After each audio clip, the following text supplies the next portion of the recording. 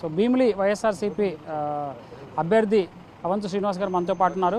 Sir, చాలా వరకు చూస్తున్నాం. సో కండువా వేసుకొని మీ ప్రత్యర్థిగా ఉన్నటువంటి గంటా శ్రీనివాసరావు కండువా వేసుకొని బూతులలో ప్రచారం చేస్తున్నారు. సో 300 నుంచి మొదలుకుంటే 250 కానీ 251 కానీ ఇప్పుడున్నటువంటి మీరు వచ్చినటువంటి బూతులు కూడా దాదాపుగా 2-2.5 నిమిషాలు పడుతుంది ఒకసారి ప్రెస్ చేస్తే. సో చాలా వరకు ఈవీఎంలలో ఇష్యూస్ ఉన్నాయి, వాటిని సాల్వ్ చేసేటువంటి ప్రయత్నం చేయట్లేదు. ఎట్లా చూస్తారు? సో ఏం జరగబోతోంది? నేను విజ్ఞప్తి చేస్తున్నా మీ ద్వారా ఎలక్షన్ కమిషన్కి, అయ్యా దయచేసి ప్రజలను ఇబ్బంది పెట్టబాకండి, ఎక్కడెక్కడ లోపాలనే సరి చేసుకోండి. ముందుగా ఈ ఓల్డ్ ఏజ్ పీపుల్ ఎవరవుతున్నారో సీనియర్ సిటిజన్స్ కానీ వాళ్ళకు కొంచెం అసిస్టెంట్స్ అలౌ చేయండి, చేస్తే ఫాస్ట్గా అవుతుంది. వాళ్ళ ద్వారా మిగిలిన వాళ్ళు ఇబ్బంది పడుతున్నారు. పొద్దున్న ఈవీఎం మిషన్లు పనిచేయలేదు, కొన్ని అవి రెక్టిఫికేషన్ చేయించండి.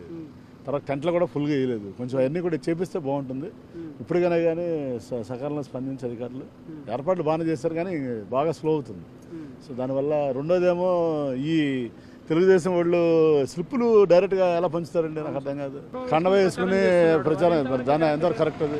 అంటే మీ ఇంతకుముందు మీరు ఒక దగ్గర మాట్లాడారు. సో ఆ పోలింగ్ బూత్ దగ్గర మీరు మాట్లాడిన దాన్ని బట్టి మీరు ఏకంగా ఏమైనా కొట్టేశారనేటువంటిది కొన్ని పచ్చ మీడియాలలో ట్రోల్ చేస్తున్నారు. సార్ మీరు ఏమైనా కొట్టారని? ఎవరిని కొడుతుంది, మనం ఎవరైనా కొట్టలేదు. ఎవరు చెప్పారు? దయచేసి అవన్నీ అవాస్తవాలు. ఏకపక్షంగా వాళ్ళు గుళ్ళో ట్రై చేస్తున్నారు. ఇప్పుడు కానీ చర్యలు తీసుకోవాలి. ఆ పచ్చకండవాళ్ళు పచ్చబట్టలు వేసుకుని ఎవరైతే ప్రచారం చేస్తున్నారో వాళ్ళని ఆపాలి అని విజ్ఞప్తి చేస్తున్నాను. సార్, ఓటర్లకు ఏం విజ్ఞప్తి చేస్తున్నారు సార్? చాలా ఎండగా ఉంది, వస్తున్నారు మీరు అన్నట్టుగా పెద్దవాళ్ళు కూడా వచ్చి ఓటేయమని విజ్ఞప్తి చేస్తున్నాను. అందరూ వచ్చి ప్రశాంతంగా వారి ఓటు హక్కు వినియోగించుకొని విజ్ఞప్తి చేస్తారు. ఓకే, సో చూస్తున్నాం అందరూ అంటే ఎన్ని కుట్రలు పన్నినా ఎన్ని కుతంత్రాలు చేసినా కూడా పూర్తి స్థాయిలో ఓటర్లు వాళ్ళది ఏం చేయాలన్నది నిర్ణయించుకున్నారు. కాబట్టి అందరూ కూడా ప్రశాంతంగా వచ్చి వాళ్ళ ఓటు హక్కును వినియోగించుకోవాలి. ఇప్పటికైనా ఎలక్షన్ అబ్జర్వర్స్ కానీ ఎలక్షన్ సంబంధించినటువంటి ఆర్ఓస్ కానీ పూర్తి స్థాయిలో దీనిపైన దృష్టి సారించాలని చెప్తున్నటువంటి పరిస్థితి కనబడుతుంది. గణేశ్వర శంకర్తో రాజ్ కుమార్, భీమిలి.